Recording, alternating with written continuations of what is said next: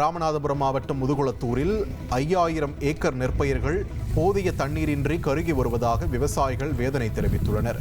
போதிய பருவமழை இல்லாததால் நிலங்கள் வறண்டுள்ள நிலையில் அதிகாரிகள் ஆய்வு செய்து உரிய இழப்பீடு பெற்றுத்தர வேண்டும் என்று விவசாயிகள் கோரிக்கை விடுத்தனர்.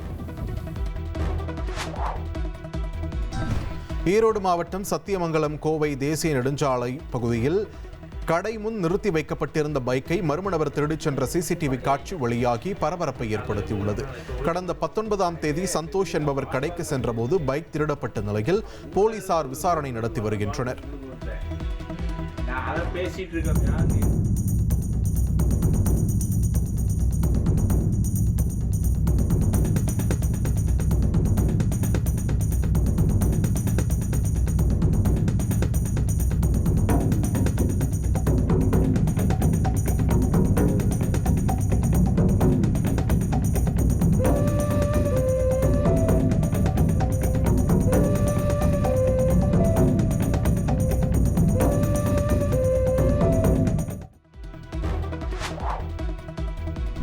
சபரிமலைக்கு வெளிமாநிலங்களில் இருந்து பக்தர்கள் வருகை அதிகரித்துள்ள நிலையில் பம்பை பணிமனையில் இருந்து இயக்கப்படும் பேருந்துகள் மூலம் கடந்த 5 நாட்களில் மட்டும் 3 கோடி ரூபாய் வருவாய் கிடைத்துள்ளது. கடந்த ஆண்டை காட்டிலும் இது 20% அதிகரித்துள்ளது. இந்நிலையில் பக்தர்கள் வருகை காரணமாக அதிக அளவில் பேருந்துகளை இயக்க முடிவு செய்யப்பட்டுள்ளது.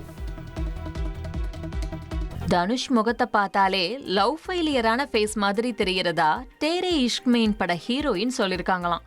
தனுஷுக்கு உண்மையாவே ஒரு பாவமான முகம் இருக்கிறதால அவருக்கு இந்த லவ் ஃபெயிலியர் கேரக்டர்லாம் பக்காவா சூட் ஆகும். தனுஷ் ஹீரோவா நடிச்சிருக்க தேரே இஷ்க் மெயின் படம் ரிலீஸ் ஆக காத்திருக்கு.